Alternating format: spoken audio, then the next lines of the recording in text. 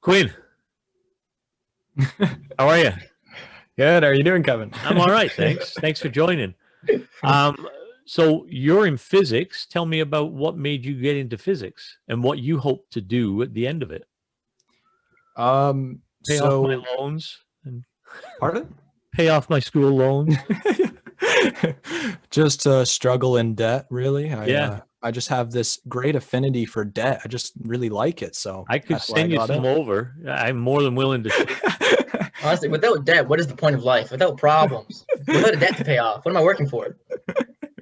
So you can buy vegetables. What am I Well, working for? To that's be happy? That's Happy. weird. What the hell is happy? What is happy? I lost that one. I lost my free will. And we're back. Um, for physics, I my first year at university was general science, so I got to do all the sciences and a little bit of extra stuff that would just have to deal with random sciences, and then I got to choose which science I wanted to go into. So when I was in grade 12, I didn't know what science I was going to do. I was just doing a program of a bunch of them, and then I got to pick after first year. And after first year, I chose physics, obviously. Um, Getting into physics has been a weird ride to get into physics. I when I was in high school, I always really enjoyed art. I always really enjoyed like artistic stuff, but I was always told since I was a kid that I had to keep my doors open and that success was not in art and success was in other things. And that really led me my life as a child like was not my decisions like I was just basically like controlled inside of this atmosphere of me thinking that I have to follow certain like stereotypes and stuff like that. I just ended up in science. And I think that a big reason why I was in science was not only because any and everybody told me that that's like what I should be doing, but because I was also just naturally inclined at learning in the way that the system kind of taught us, which I was really fortunate for, because I think that I genuinely think everybody's smart, but our schooling system only makes you seem smart if you know how to do it their very specific way. And if you don't know yeah, how to do it their specific way, then you're all of a sudden classified as not smart. But that's just not true, man. That's just a load of horse blank. Oh, you can Um, say it. yeah, this is a load of horse shit. Yeah. Because you're definitely smart and anybody can learn anything, but the way that they go about it is just so specific that a lot of people end up in this trap of thinking, oh, I can't do this, I can't learn these things, and I don't know, it's really unfortunate. But for me, I was just really lucky because I happened to think in a way that the schooling system supported, in a way that their specific way of delivering information was a pretty ideal vessel for me absorbing that information. So when it came to science, I was hands down, I was just going at science, like, and I enjoyed it, and I could just do these different science things. And so when it came to choosing a school, I was like, all right, I guess I'm just going to do science. I don't know what science, I'm just going to do it. So I did science, and then when I got through science, I think as I was learning things throughout first year, well, once I got to second year, I just realized that I know nothing. That's it's sad reality of getting ahead. The more you know, the more you realize you don't know. yeah. And inside of first year, I was still like combating because I mean, I say this kind of like almost melancholically, like saying that oh, I liked art, but then I was forced to do science. But as much as that is true, I was still enjoying myself. And I still really enjoy science. And a lot of the time, I think I didn't realize it, but I just like learning things. And so as a kid, I don't think it mattered what I was learning. I was just happy to be learning things. And because people and guidance counselors and my parents and people who I looked up to were steering me down the path of science, I was being steered down a path that I still enjoyed. So I was learning all these science things, enjoying them. And then when it came to first year, I was really contemplating chemistry. I thought I was going to do chemistry like ever since I was in high school. I thought I was going to do chemistry because I really enjoyed chemistry in high school. I really enjoyed all of the sciences, really. And when I got to university, I was like, no, I do not want to do chemistry. This just sucks. Like learning more about it just opened up my eyes more to like what the experience would be like if I continued with it. And I didn't like that. Yeah. But I didn't have any aspirations for myself until first year. I was just kind of, it's so weird. I think people talk about it often that when you're a young child in high school, like people are always pressuring you. What do you want to do when you're older? What do you want to do when you're older? But most kids have no clue what they want to do when they're older. They're just coming up with an answer to come up with an answer. Yeah. And I'll tell you, my daughter, sorry to interrupt there, but my daughter, she was in kindergarten, and I don't know where she got this idea from. It certainly wasn't me, but she would say, people would say, so what do you want to be when you grow up? And she'd say, oh, a paleontologist. And I'm like, what? Yeah. That's pretty cool. That's a nice answer. It shocked a lot of people, her parents included, both of us. Yeah. A paleontologist, she says. That's some smart kid stuff, yeah. Well, to become one, yes. To say it. I mean, every kid likes dinosaurs, I feel like. So Yeah. They just learned a fancy word. Yeah. I used to say to my wife, well, that's good. She won't be dating them for a while. You could still accomplish a lot. Hey, paleontologist might be the perfect mix. Might be the perfect resume builder. I'm sure she would have loved it, but she's changed her mind now. well, she might change it back. Oh, Can't be well, sure. Yeah, you never know. I keep wanting to take her out metal detecting and, beach combing, see if we can find any stuff on the beach, but dig it up. No, then it gets her hands dirty and she doesn't want that. So anyway, sorry, back to what you were saying. Oh yeah, that's all right. Feel free to cut me off. That's okay. So anyway, I'm kidding.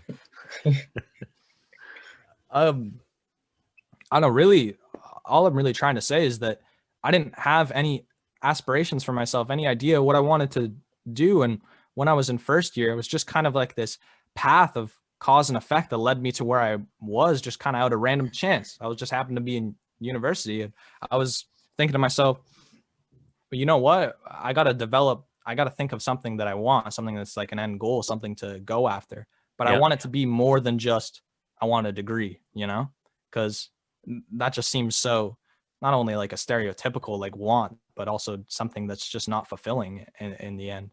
And so my goal became that I want to learn the weirdest things that humankind has ever come up with.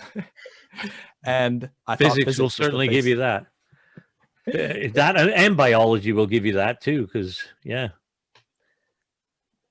so that was kind of like my moment of like deciding something bigger to work towards that was more than just a degree. And in grade 12, my biology teacher, he was a great guy, one of my favorite teachers. I'm sure one of Jonathan's favorite teachers too. At prom, he gave me some advice, and he just said to me, he's like, Quinn, man, you're in the system, bud. Stay in there as long as you can possibly handle. And I was like, all right, Mr. Mystery. I'll sure will do. And that's my goal now. So my goal is to stay in the system as long as I can. And I would right now, the idea of being a professor sounds wonderful. I always wanted to teach.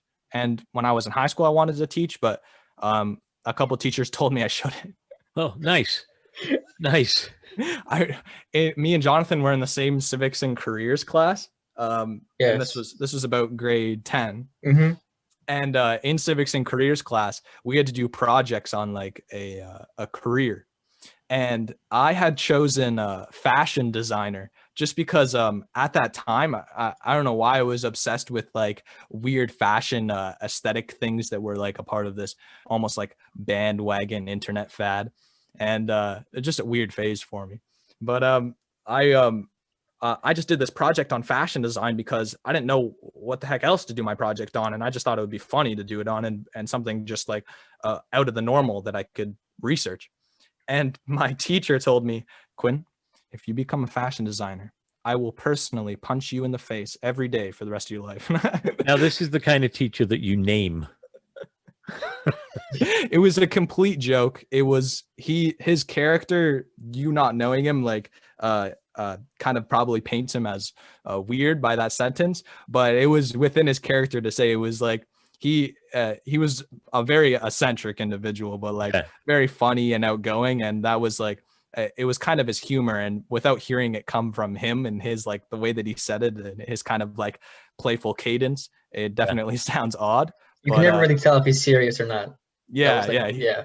he's a different different type of guy in the That was way his that type he of humor. carries himself. But yeah, that was definitely just a joke for him to mess with me. He loved messing with his kids like that, like inside of the class, like just playing with you. But at the same time, he was a great teacher. You know, it's funny the I've always found, looking back, that the teachers that made the biggest impression and had the biggest impact on me as I was in school were the ones that treated me not like a kid, not like a student, but as a person. And Oh yeah, I think that that's vital for any teacher, instructor, whatever. There is a line, you know, between students and teachers, but to break down that wall and present in such a way that the person feels that you're talking to them and not teaching them is a gift, to be able to do that. And if you can, then you're going to be an excellent teacher. So just my thought. Mm-hmm. I think that we talked about this once on the podcast, but I had an English teacher who just like everybody hated this English teacher, like just because she was quite mean at times. And I think that looking back at it, while I was in the experience of having this lady as my teacher, I was like, oh man, I hate this lady. I don't like what she's doing and how she does things and how she's bothering me, and you know, critiquing everything that I write and just ways that make you mad. Like, should have said this. You didn't say it like this. Yeah. You know, I think that a lot of people, when you write something, if somebody's going to critique your writing, a lot of time you're going to take that pretty deep inside. Like, Yeah. like you're hitting against my writing. Like, I thought that was great, and now you're telling me it's bad. So in the moment of learning from this teacher, oh man, I didn't like her. There was a couple times when I quite literally despised her at times. But looking back, she made me a hell of a better writer, and Yeah. much better a writer than somebody who would have coddled me through that course. And Yeah. so I'm more than grateful for having her as a teacher, and more than grateful for her teaching me the way she did. Yeah. Even though I hated it in the moment, I became leagues better at writing just because of her. So Yeah. weird how those things change. Oh yeah, it is. Yeah, sure. I mean, different people have different impacts on you, right? Yeah, I don't relate to what Quinn sentiment with. I can't be 100% sure if we had the same teacher. I think we might have. No? I thought you had Miss C, no? Well, it was 3 separate years. I had L, C, and okay, then you had her then. yeah, okay, yeah. So I had her, but I didn't necessarily think that like her critiques and her, although she was, I think I generally didn't dislike the experience of being in her class, and I liked that she would instigate debates and discussions with like between the students on various topics. I like that, but I don't think that her like critiquing my writing necessarily made me that much better of a writer. I think I don't know. I think in terms of writing, that my own personal experience reading and my older siblings is what is most instrumental in me being like getting better at writing as I get older and communicating in general. Especially that my brother-in-law has an English degree. That helps a lot. Yeah. Don't teach me. Just give me the answers. Just write my essay.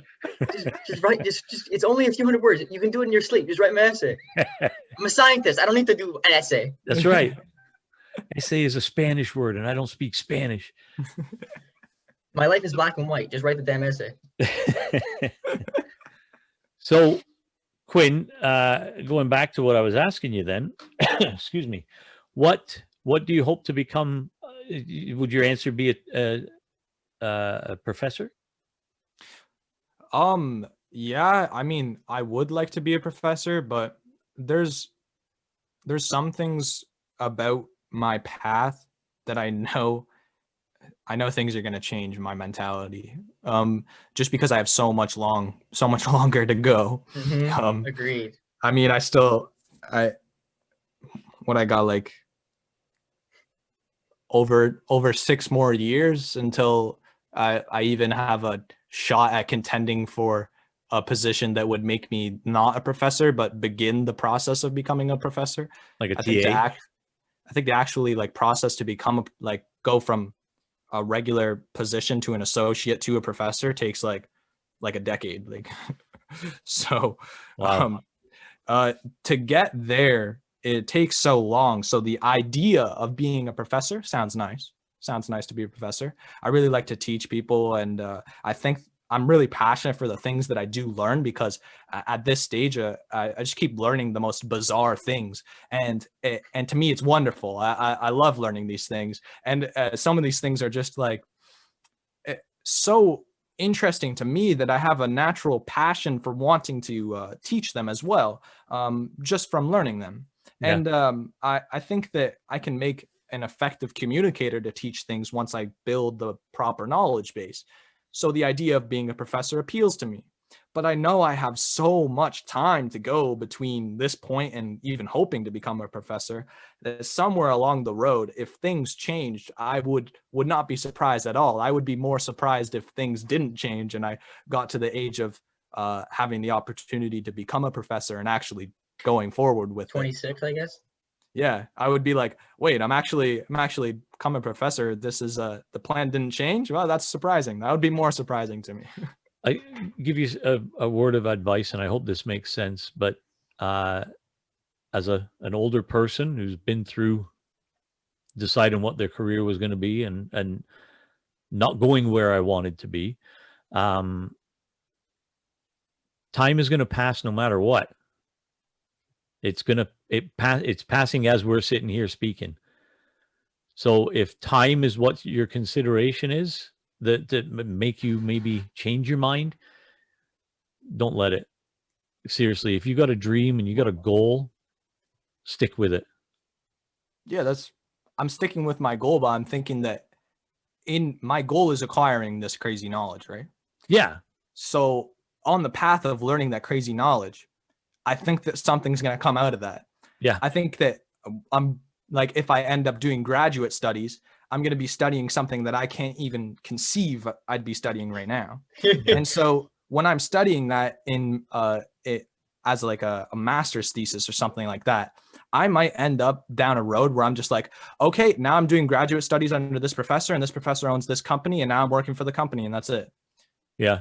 So for me, it's not like it's not like, oh, I'm dreading this changing over time. It's more like I know that what's ahead of me is so vast and incomprehensible to me now that I am likely going to end up just spurting down this weird path of just as I continuously follow what I enjoy and my goal, I'm going to end up somewhere weird. You know? As long as you learn that weird knowledge, you've done it. Yeah. Right? Yeah. Exactly. And it's the same with me. Like, as long as what I want to do is basically like, one, I want to learn I want to learn all this knowledge as well, because that like fascinates me, but that's not like the underlying goal. At the end of the day, if I haven't learned everything that there's to know about whatever subject, or even if I haven't learned, like, if there's still lots to learn, as long as I've like contributed something or done something directly that's, like bigger than myself and made a positive impact, then that's my goal fulfilled. And another big goal is, once I've done that, or once I feel like I've made like a significant contribution, and I feel like I've really, like, I feel like I have actualized, let's say, all of this past education, and used that to my best ability to make a contribution and to change things for the better. At that point, I really, really, really want to travel all over the place. Yeah. At that point, I really just want to have been saving up money all throughout, working through doing whatever I'm doing at that point to make a contribution, I'll have been saving up money, and then when I feel like I am satisfied with what I've done, at least at that point, I could always go back, I guess. When I feel like I'm satisfied, either in the short term or long term, I will do whatever I can to generate passive income and invest. And then with that passive income, I will explore, because I really, really want to, on top of making a contribution and discovering something, or helping discover something, just discover my own planet, discover the planet that I find myself on, and learn about, like the culture of different countries, how people live in different areas, meet people from around the world, and just learn about the divisions of human communities and human cultures that exist on this planet, and just other animals as well that I would be able to see, like in Darwin's footsteps, let's say, going to the Galapagos, just beholding the beauty of the natural world. And I include what humans have done in the natural world. I don't think it's necessarily separate. I think that's really just our way of looking at it. But I mean, human technology, human developments across the planet, as far as I'm concerned, philosophically, are the same as an anthill. So we're still parts of nature, is what I mean. Yeah. Yeah, that's very Anyway, interesting. That's a good thing to think about. I mean, especially, you got to travel a little bit to know your own planet before they set you off in that can with 5,600 embryos, yep. right? To restart everywhere else. You and Matthew McConaughey. Mm-hmm. So, all right, boys. So here's the thing. On this show, I like to do a thing that I call 17 questions. And the simple reason it's 17 is because 10 is too few and 20 is just too much. So perfect. All right. So we'll start off, and I'm going to just throw it out there. Either one of you answer, but I want answers from both of you. All right. And Quinn, I think I know the answer to this one from you already, but I'm going to ask anyway. So here we go, guys. You ready? Mm-hmm. All right. Tea or coffee? So you're saying you know the answer? To you, yes, of you, because of. And I do too. My answer is tea. Oh, well, that does surprise me then. Oh, never mind. That was what I was going to say. Yeah. Anyway. Wait, Jonathan, were you gonna guess coffee too? No, I was going to guess tea. I 100% guess tea. I was going to. There was no way. Anyway. Oh, excuse me. Hold on. Bullshit. Yeah, sorry. No, I promise I was Jonathan was tea. definitely gonna guess tea. I think, Kevin, you just had the unfortunate consequence of seeing me drink coffee. Yeah. So I do drink coffee every morning, and I have been for a couple of years now. So not very long, but enough for me to, if I don't have it, then I will get a painful headache, and my body will be calling out caffeine. So anybody who has a similar sentiment, or I guess you could say addiction to coffee, could relate to me. But tea is my tea. I have tea very frequently, and I take after a character from The Last Airbender, a cartoon show, where this guy named Uncle Iroh is just this old guy who's very, very wise and just drinks tea all the time. And I drank tea a lot before I even learned about Iroh. But now that I have this kind of like character inside of my head, it's something also to keep drinking tea for, just to hope to someday be like Uncle Iroh. Well, you got to have goals in life. How do you have it when you drink your tea? So I received, before I used to just do cups of tea. My mom's teapot. My mom bought me this teapot for my birthday last year. So I've been able to have my own teapot, which is nice, because that means I prepare it, warm up water and heat up the teapot first, and then pour it all out. And then I have loose leaf or bagged, depending on how I'm feeling. A lot of my loose leaf is caffeinated, so I try and like mix it with other loose leaf teas that are herbal, so that I'm not getting too much caffeine on top of my coffee. Otherwise, I really enjoy herbal teas, and I prepare everything with nothing. Coffee is taken black, tea is taken as just tea, no honey, no nothing. Well, very good. Jonathan? Coffee is my choice. Coffee? How do you have it? I have it with milk alternative and sugar. Oat milk is my preferred alternative to milk. But Goat milk? Goat milk? oat milk, yeah. Oat milk. Oat milk. Oat milk, yes. The vegan has goat milk. I haven't tried macadamia milk yet, but I'm wanting to try it. I know it's not readily accessible, but I think it might be the tastiest so far because macadamia nuts just are, I feel like, a really good nut. But anyway, but they're very expensive because the process in order to get them, yeah, it can be deadly, apparently. What? Yeah. Like you can die from how? I don't know. Look it up in your research when you're doing this kind of stuff. But apparently, macadamia nuts are very, very dangerous, and that's why they're so expensive to buy, because the process involved in processing them for human consumption is so demanding. I know the way that cashews grow. It's like a secondary like pod with a cashew in it attached to this fruit. Yep. And then the shell around the cashew, that's like on the top of the fruit, is toxic and contains a compound that's used to make mace, I think. Oh, nice. So that, and I know that that's dangerous. So it stands to reason that another nut would probably be also dangerous. Yeah. Well, I could be wrong. It might be cashews I was thinking of, but maybe I'm pretty sure that macadamia nuts, they're in Hawaii. They grow them, right? And they've either got a really hard shell, which is like, forget about getting in there with anything like a rock or anything, but or without crushing the nut. I said without crushing the nut as well. Like that's that too. Yeah. So, what did you find, Quinn? I couldn't find much. I just found processing in the terms of processing a nut, like preparing it to eat at home. So I was like, oh, this is not what I'm looking for. And the website that I found that was actually about processing, they said their major dangers are contamination, kernel damage, product availability, and distribution.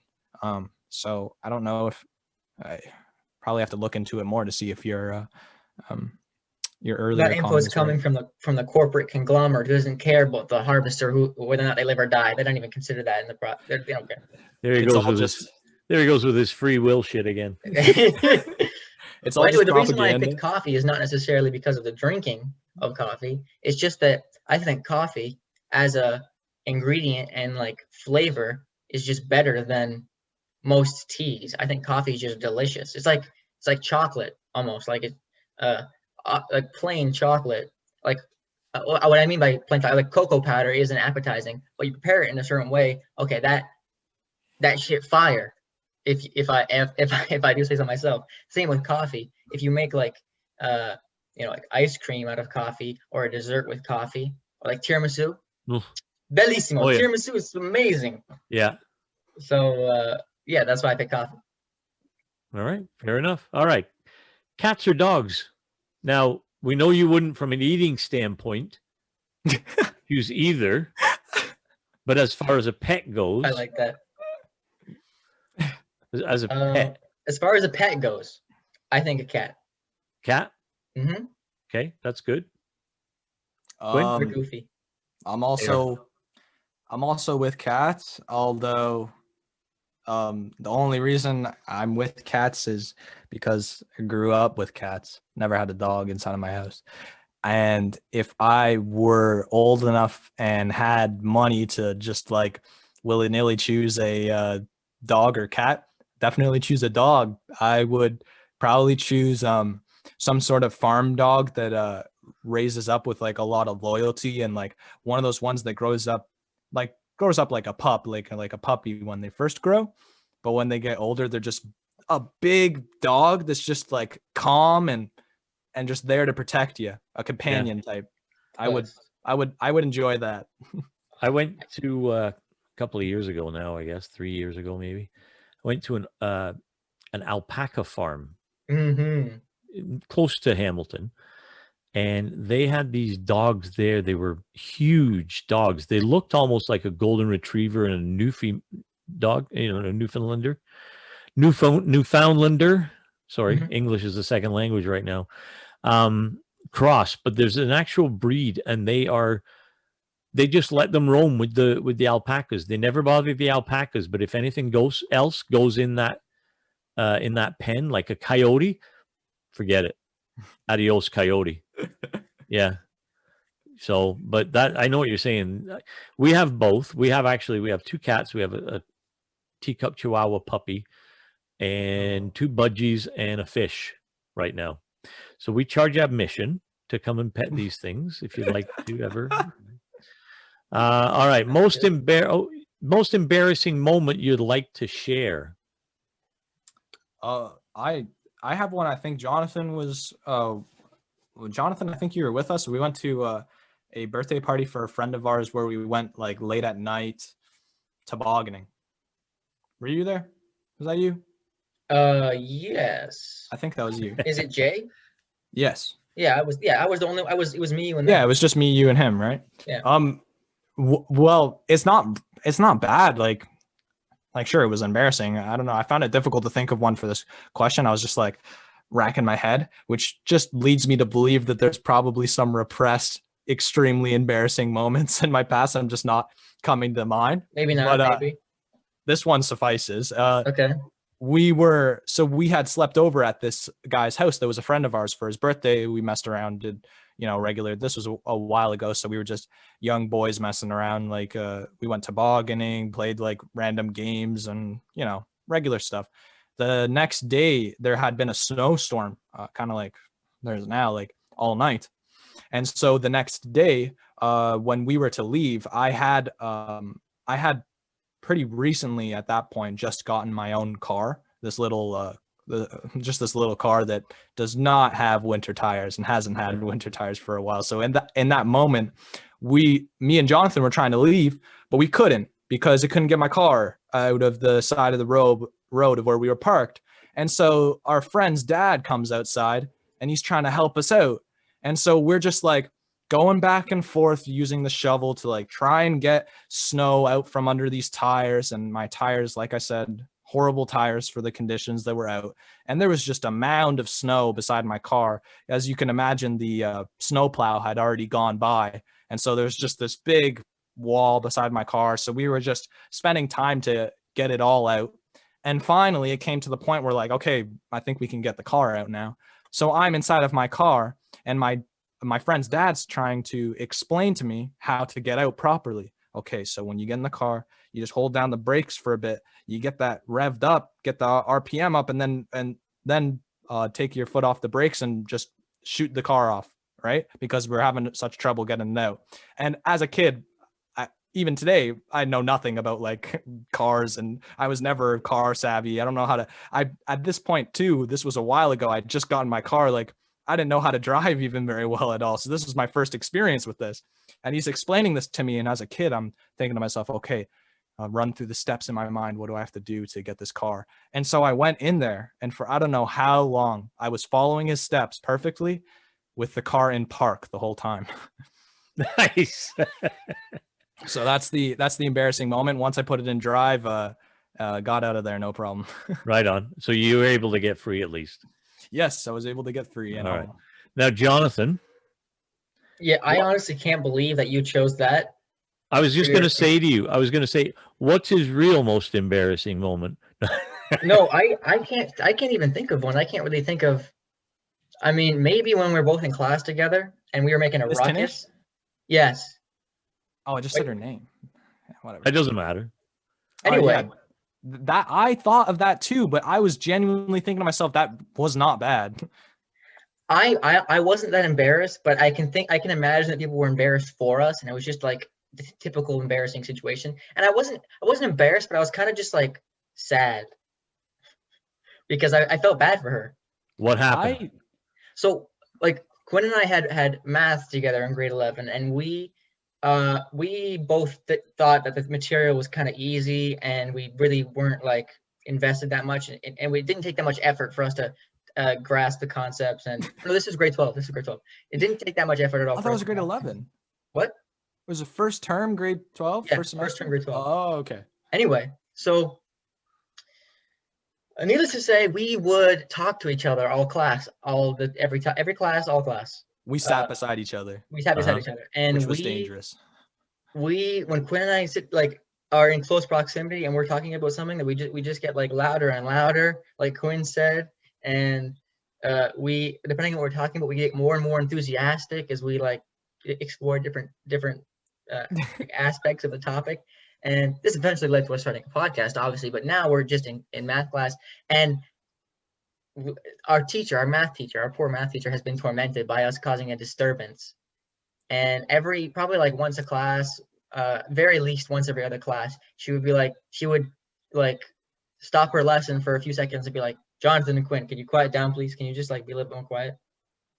And then eventually, after like weeks of this, she was just like, one day she was just like, guys, seriously, like I'm can't. I'm trying to do a lesson right now. Like, this isn't even funny. You're just like, what? Please. And then I was like, she was just, like being genuine with us for a second. Like, she just wanted to get this done. And we just kept like, we weren't, like intentionally antagonizing her or anything. We were just like getting away from ourselves and not realizing how loud we were being. But we just did this over and over again because it was just like unavoidable and immutable reality. And it's almost like a pun, immutable. But anyway, I felt bad, and I felt kind of embarrassed that I was in that situation. But that's not my choice for the most embarrassing story. And like I said, the reason I say I can't believe that Quinn shows that is not because there's another one that I think is more embarrassing. It's just because I don't think that that's embarrassing at all. Like with you not getting out. I was embarrassed at the time. Having to tell our friend's dad that the car was in park, dude, that just hurt me. Okay, I can imagine that, but I will say that I'm almost 100% certain that he does not remember that ever happening, and Oh, Yeah, I he'll don't care remember. about it. He'll remember. He'll remember. think so. Oh yeah, dads remember that kind of shit. He'll say, "So, do you ever talk to your loser friend there?" And I mean, I didn't even remember until you brought it up. Like, I remember that night, but that was completely inconsequential. I did not put that in my memory. It probably just meant more to me. Yeah. Which is 'Cause you why were I'm saying, embarrassed. like, objectively, it shouldn't be embarrassing because it's only embarrassing to you. But my story, while it might mainly apply to me, I think is just, I don't know. I think it's kind of embarrassing. If it's the same one we brought up with Matthew. Different story. Oh. Well, let's hear it. That one's just like, that's embarrassing. that one's embarrassing, but that one's just too embarrassing. This one is another one. Okay. So basically, like the situation that Quinn is referring to is just a situation where I said something that I didn't think was stupid, but apparently my entire class thought it was a riot and was like laughing at me. So that is why I was embarrassed. But this is another thing. This is an experience I had with the police when I was 14. Oh, he knows it. All right, let's hear it. Wait, were you cleared of all charges? I was not. There was nothing. I didn't get in trouble at all. All right. How was juvie, Jonathan? Just tell him, man. Just tell him. Yeah. How many tats did you get? What I only gang have did Where's one the that I web? didn't Where's get the tonight. web? What'd you say, Quinn? I was asking where the web was, as if you had a tattoo of a spider web. Oh, Pull okay. your hair back from your face a little bit. I want to see if you got any teardrops on there. No. All right, good. No. All right, we're good. Okay, so I'm 14, grade 9, and I'm coming back from IKEA. My sister and now sister-in-law, is the sister that you know and is expecting twins. Since then they've been married, and now they having children, which is great. They got married at Disney World in Florida. It was great. Anyway, Good for them. Yeah, high school sweethearts. Anyway, so we're coming back from IKEA, and I've got the two of them and my other sister in the car with me, and they're driving us home because at this point I think we all live together. But anyway,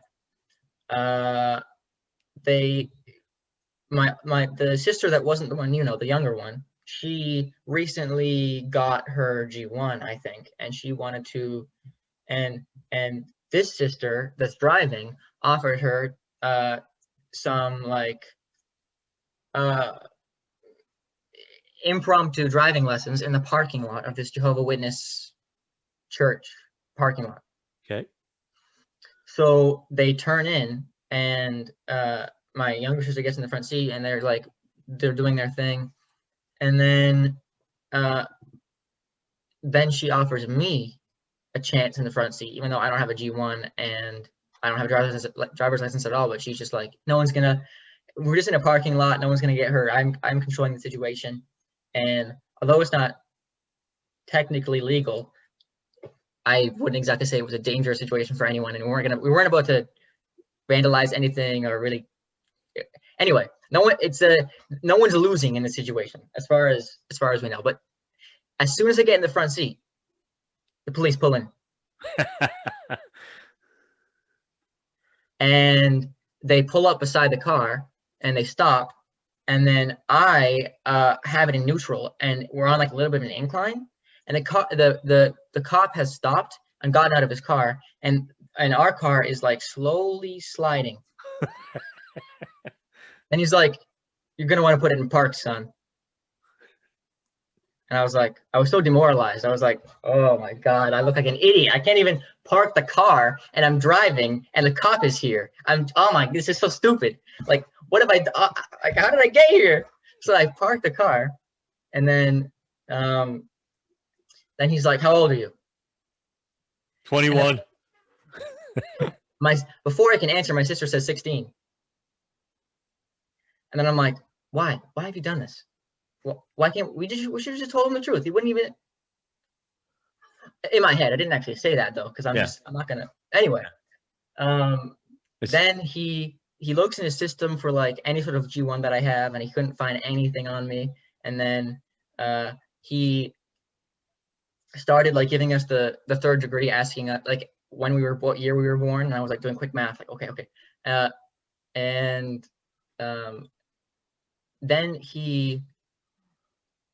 I think it didn't take him that long. He figured out that we're lying, and I was actually 14, and like my sister apologized for lying. She's like, "I don't know why I did that," but then he was like, "Okay, I'm not gonna like do anything to you guys. We're here because we got another call because these kids were vandalizing the school bus a few like blocks down, and we thought maybe that you were them. So that's why he pulled in. So there was like 3 cop cars there. 3 of them. Yes. Oh, snap. Dogs, helicopter. So then the police officer called my parents. Nice. And my parents were like at some party. So then my mom answered the phone. And she told me when she got home her experience of answering the phone with and having a police officer answer her, and then him being like, "Oh, is Jonathan Felton your son?" And then she's like, "Yes." And then he was like, "Oh, well, he was driving in a parking lot." And then she was like, "Oh, wow, okay." So they had their little conversation, and then like we parted ways. My sister got back into the front seat and drove us home, and then my parents were like shaking their heads at us. But just him, the experience of the car slowly sliding, and then like the 3 police cars pulling up, me being like, what's happening? Like why are they here? Why are 3 police cars? Instantly, the instant I do anything wrong, 3 police cars show up, and then the guy gets out and he's like, "You're gonna want to put it in park, son." I'm like, this guy knows I'm an idiot and I should not be driving. So that's my story. That's a good one. Yeah, that's a good story. All right, Xbox or PlayStation? PlayStation. PlayStation. What have you got? I used to play video games a lot when I was much younger. Before the end of grade school, I was playing a lot of video games, and now I never play video games, and I haven't been playing video games for several years. And but when I did, PlayStation was the way to go. Yeah. Same for you? Yeah, due to having the older siblings, they had their gaming consoles, and I had access to the gaming console at an age where parents probably wouldn't think to get them a gaming console, but I figured it out. So from the time I was like probably like 4, I was playing PS1 games, Nice. and then these are just like platformer games that have no story and aren't like, there's no Resident Evil or any sort of shooting game or anything like that, but just still require some level of skill.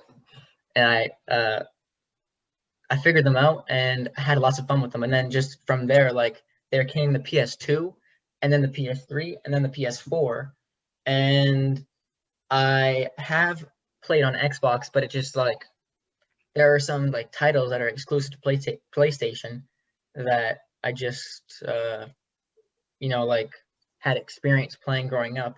And I think like just based on that, I picked PlayStation. I have more experience with it, and I think, and I can't relate to Quinn's like not playing video games anymore. Although I don't play video games nearly as much as I used to. I still play.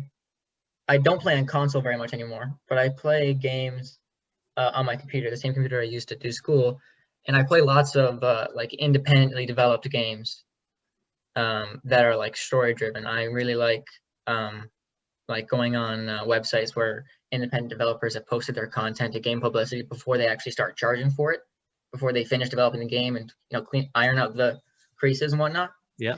Because some of these projects like are really, really creative and really, really awesome. I was playing a game where the premise was this man had built this machine that allows him to communicate with the creator of the universe. And this reporters come in, and you actually like you type whatever sentence you want, and it uses this AI to connect with like a database of possible responses and to whatever question you might have. And not like obviously not all possible questions will actually get a response that was, you know, that is coherent, but it's nowhere near like games of the past that had this sort of logic. It was actually really impressive. And like you're basically just like conducting an interview, and you get to choose whatever question you want and type it in, and eventually you get to communicate with like God. And it had a really cool art style. And anyway, that's just an example of like a free game that I found that it was short, but it was really, really cool. And that's like probably the majority of the gaming I do now, just short stuff. Did the creator of the universe, did he have a voice that was similar to Matthew McConaughey by any chance? There was no dialogue in it. There was just music and text. It's like I don't know if you know Legend of Zelda, but there's no dialogue in that either. Yeah, I'm aware of it. Yeah, I never played it, but yeah, it's just like music and different musical sound effects that happen based on what someone's saying. If someone's saying something happy, it's gonna be happy music. If it's sad, it's gonna be sad music, and so on. Yeah. But the creator of the universe offers you, you get to choose one word, and that concept, that word, like anything that it could represent, is permanently eliminated from humanity. And wow. It doesn't. That's when the game ends. Obviously, this developer isn't like a magician. You can't like code possible, you know, like endings for every single word you could ever think of. That's insane. But it was still interesting, like posing the question, just in theory, like, you know, if you could remove one thing from humanity permanently, what would you remove? Greed, wrath, pain, like any one word thing you get to choose. It's just a cool concept. But yeah. Free choice. What was it we were talking about? Free will. Free will. Yeah. Yeah. All right. iPhone or Android? Go ahead. I was thinking about this from my answer is basically both of them. Okay.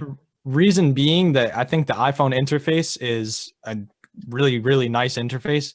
It's just fun to interact with, which has its problems, but it has its problems in the sense of it is maybe too fun to interact with for a lot of people. Okay. And not only that, but it's just very simple to the point. You can just use this thing and it's satisfying to use, which as marketers for like considering Apple and their style of production, they're definitely on the ball, you know, of making something that people want to use. And then not only that, but it's coveted inside of its not only aesthetic, but people want iPhones. And for a company to have that kind of resource of people wanting their product, that's certainly powerful, and it goes to their name. But Androids, I've had iPhone for like my past 2 phones, but when I first got phones, I had these really bad old Android phones that were bad even when I was using them in the time that I had them. And I thoroughly enjoy Androids because they're not as easy to use, I don't think, because I feel like they're more like a computer. You don't have to go through the Apple things. You could just do directly things that you're not normally able to do on an iPhone. And not only that, but it feels like you have more control. It feels like you're less forced to do certain things. So I would choose Android overall, but I really like the Apple interface, and I've had Apple for a while, and the popularity has an advantage. Just having iMessage is an advantage inside of a social world where most people have iMessage. It makes a difference, but that's only a modern thing right now of iPhones being so popular. Well, whatever floats your boat, right? So, good answer. I'm going to say Android. Because one, I have only had Androids, never had an iPhone. I've used iPhones. I've never that's never been my primary phone. I have nothing against the user interface of iPhones or any Apple device, although I have never had a Mac and I don't really know how to use one, but I'm pretty sure I could learn quickly enough. But anyway, besides that, I think that if the myths, I don't know if they're actually myths, but if what I've heard about like Apple's treatment of its workers. And I think it stands to reason that it would be true, be based on like what's it called, like the Apple Genius Bar or whatever, like where they fix your devices. Yeah, okay. I have encountered like a decent amount of evidence to suggest that is just like a scam, but not because like the employees are actively scamming you, just because they do not have the expertise to actually properly diagnose the issues, and everything is just extremely overpriced. Like if you did it yourself, you could actually fix it, but once you touch any of that, then you can't, like, your warranty is void. Exactly. And yeah, but even so, like I've seen a number of videos where some computer technician is like going in and fixing an Apple in like 1 second, and all he has to do is like unbend this single prong, and it fixes all the issues. Yeah. Or like plug in the battery properly, and it fixes all the problems. But the person's like, oh, it's going to cost like $600 to fix it, or like $1,000 to fix it, or you have to buy a new processor, or you have to buy a new screen. But it's just so stupid. $600, and the guy goes, there you go. Yep. But yeah, that, and like the treatment of the workers not being good, and the profit margins being so stupid, like the price of making an Apple being like $1 and then selling it for $1,000. Oh, yeah, that seems fair. Seems like, legit. It just seems like Apple seems like the perfect company to criticize under like Marxism. Like they're taking advantage of the working class. Like that's basically like just Apple. Apple is just a case for communism. That's what that. All right. So I'm not saying I believe in that. I'm just saying, like, if someone wanted to argue, they should use Apple as an example. That's a good example. It's all what you feel. So you say whatever you want to say. Any broken bones? No. Neither of you. Good for you. That's awesome. You won't have aches and pains when you get older from it then.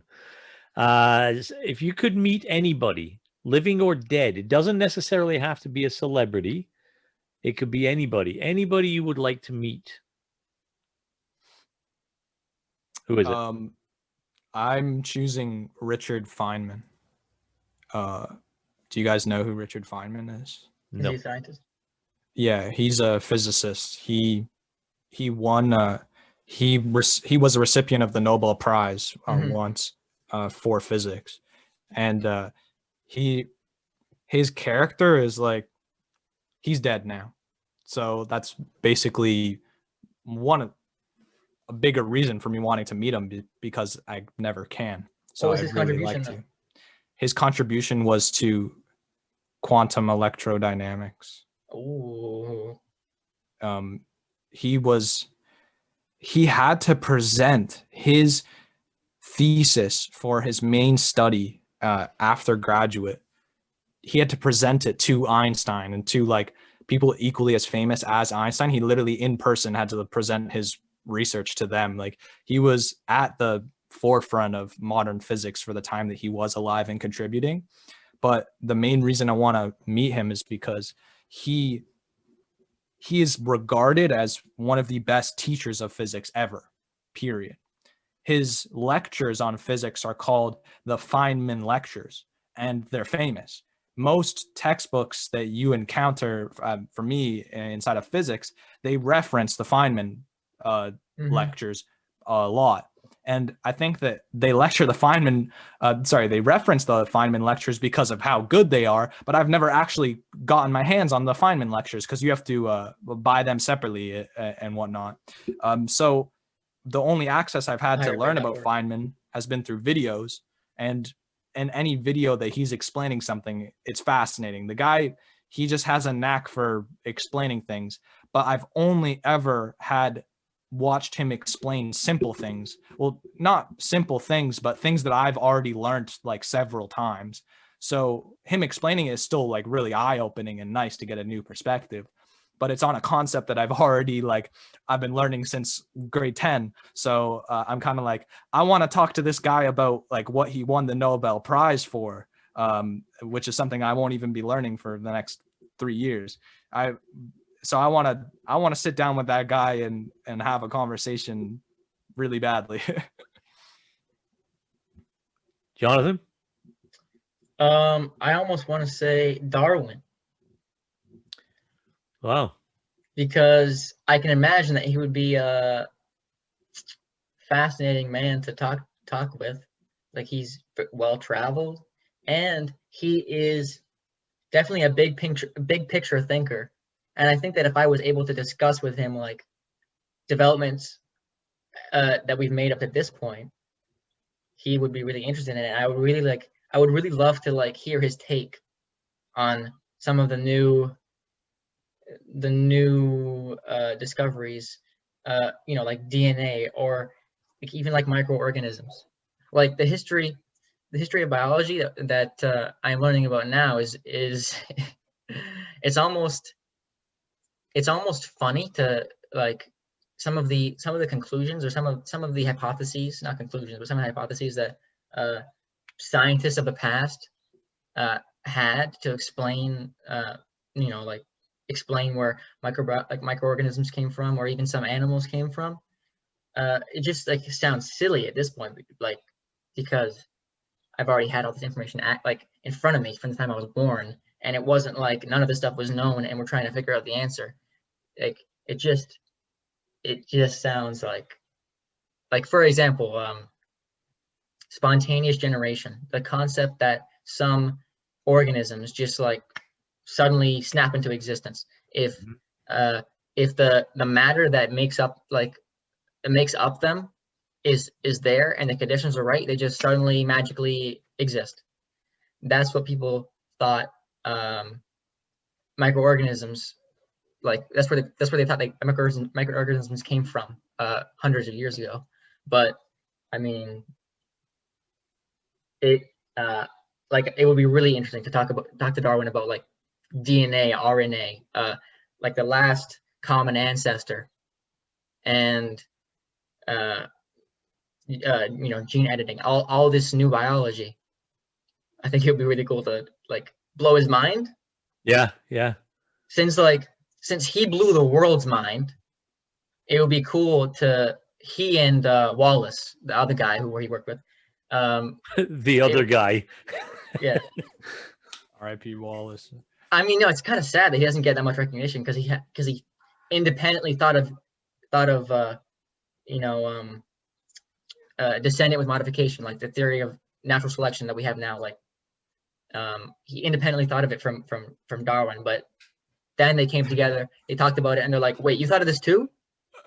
Wow. And then they're like, okay, let's publish it. Like I thought about this so many years ago, and I have all this like I figured it out, and I have all this writing, and I made like trees of life and whatnot. So I'm gonna publish it, and yeah.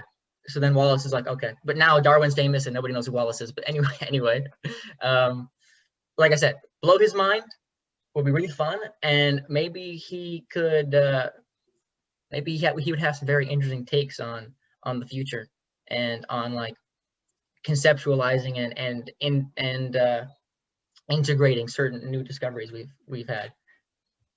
I think that's good. Yeah, both of those are good answers. I think that bringing anybody back who's been dead for a long time would be fascinated to see where we've come, where we've gone so far with it, and still have their own ideas of where we might go. I think that's a great answer. So I feel bad that mine is just my answer would be like Matthew McConaughey or something. I don't know. Yeah. Keep going back to him because he's a good answer. All right. Favorite vacation destination? Jonathan? Well, if I had been to somewhere that I thought was extremely amazing, then I might say that location, since I have experience with it already. But honestly, the only places I've actually visited are the US. I haven't been outside of the continent. And I mean, at this point, anywhere and everywhere, I feel like I could make the best of any tourism experience. Mm-hmm. As long as it was novel, as long as it was foreign to me, I would have fun learning about the culture and learning about and just doing stuff that is to do there, trying the food and whatnot. But I really want to go to India, Nepal, Vietnam, Japan, all of those countries.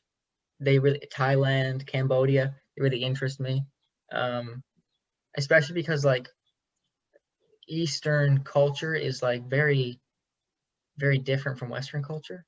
Mm-hmm.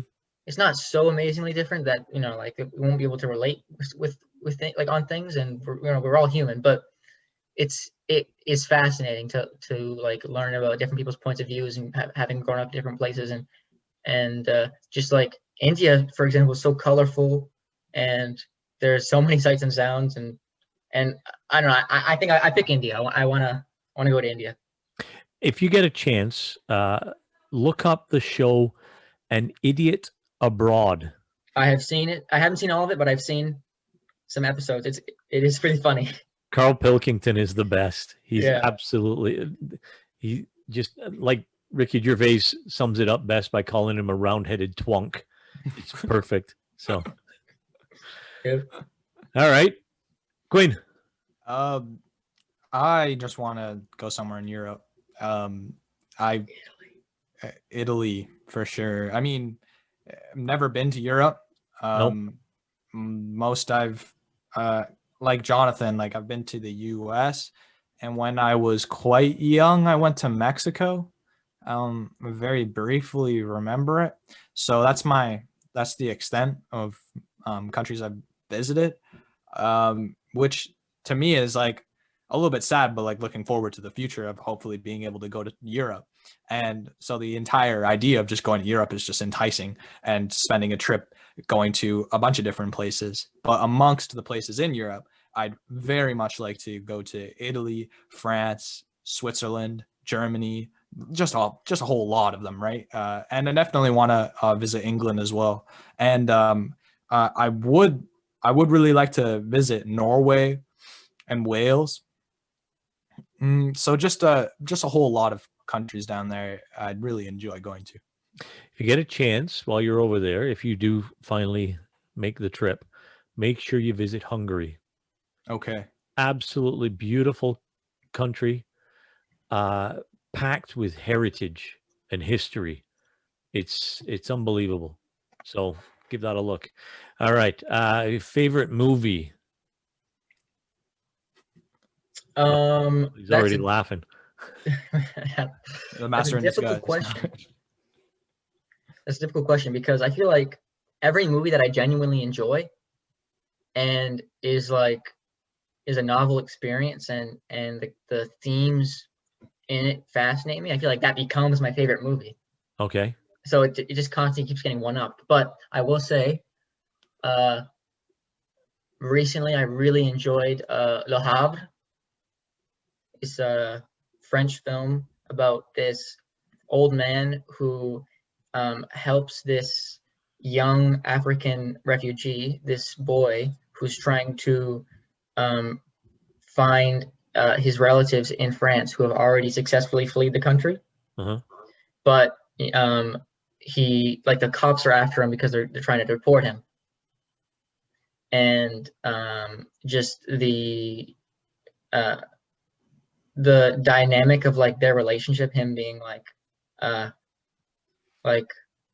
a male role model in this kid's life, even though they're from like totally different places, and were strangers like a few days before this movie takes place, but now they've just found each other and become friends. And the lengths he goes to help this kid is just like, and the cinematography, everything about the movie. It's just like the writing is really good, cinematography is really good. It has really good music, the characters, the atmosphere of like this small town where everyone knows each other and they're all like helping this old man out. And it's just a really good film. I really recommend it. It's like Lehavre, Le Havre. It's like a place in France. I Anyway, don't want to rain on your parade, but check out the Mr. Bean movie. Which one? The one where he goes to Europe. I've seen it and it is funny. Yeah, no, it's not from funny, but it's a very, and I'm not mocking what you're saying by any means, but it's a very similar concept to what you're talking Oh about. yeah. Okay, No. it's trying to reunite the kid with the Yeah. parents. Yeah. Yeah. Yeah, And now I've seen it's probably more on a comical approach to it, Mhm. but it's a very, if you like that kind of film, it's very similar. Yeah. that. And Cure is a 1997 Japanese thriller / horror, and it is really really good. I think it might be either like tied for my favorite or my favorite horror / thriller movie, and I am like an enthusiast of all things disturbing. All right. Like eating dogs or cats, perhaps. Well, I mean media. That's Okay. meant to. All right. Yeah, I meant like not necessarily things that aren't media that are disturbing. Just generally, no. I mean media that's meant to, upset you a little bit. Yeah. And Nausicaa of the Valley of the Wind, I think Miyazaki movie, so like Studio Ghibli, and it is awesome. Like the different, like the creatures that the creators have thought up for this like post-apocalyptic, post-industrial world. It doesn't make sense biologically speaking how those creatures would ever come to exist in that short time, but it was still really really cool. So anyway, what's your choice, Quinn? I'm actually choosing a Studio Ghibli movie as well. Kevin, do you know what Studio Ghibli is? I'm assuming it's something to do with Japan. Yes. Nailed it. Nailed it. It's they make cartoon movies and like anime stuff.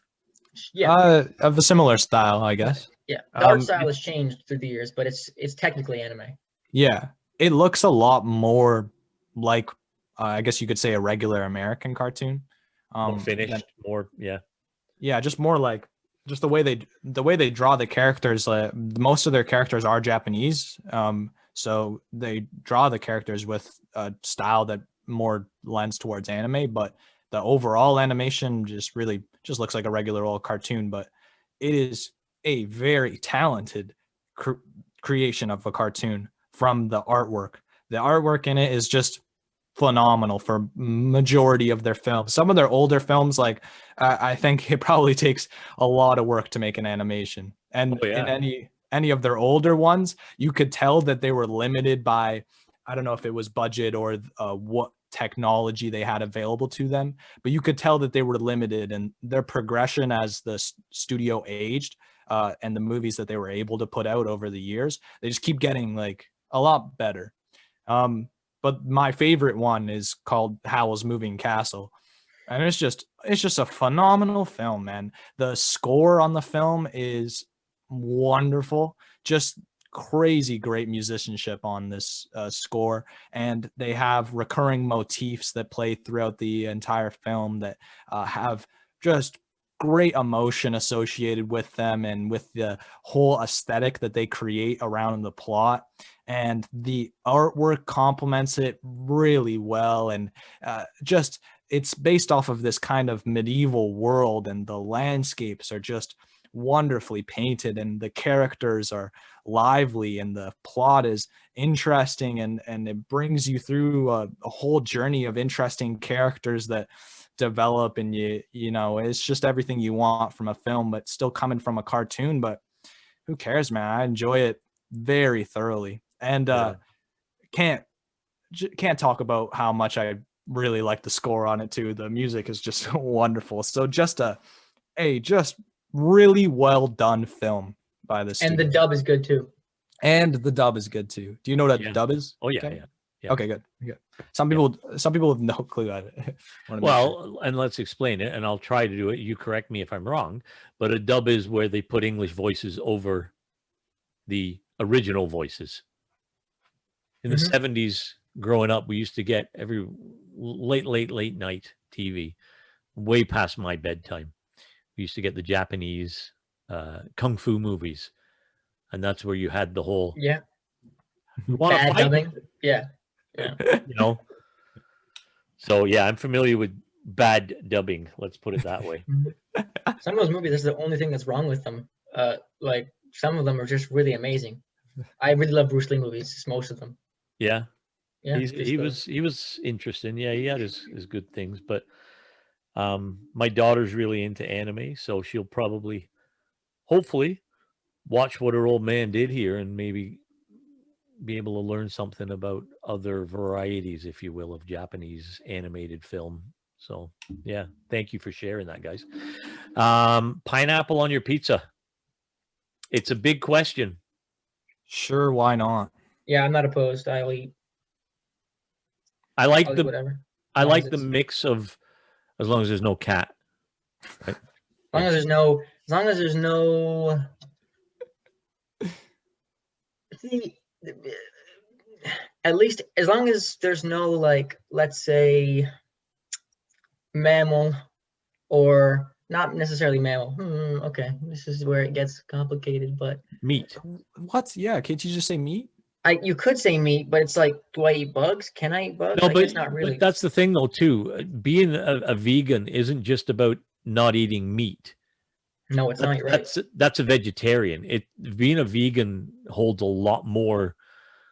No animal products. Restrictions, yeah. So no animal products, and no products that were used, like tested on animals. No products that like contain any part of an animal, whether that be excretion or body part.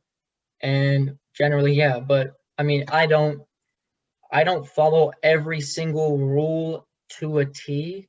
Like, so, like, for example, like, I'm still on the fence about shellac, like the substance that's secreted by this bug that's used to like they put it on a bunch of fruits. They use it in like a bunch of candies, and yeah, I'm on the fence about that. But generally, like, if it's tested on a rabbit, I'm not going to use it. Like, I'm going to research whether or not it's been tested on animals. There you go. It's good to be true to what you believe in, right? Yeah, I'd say so. Yeah. Decreases the cognitive dissonance, inner turmoil. Yeah. I like it because, not meat or shellac, but I like pineapple on pizza because I like the salty and sweet mix. So yeah. Let's see.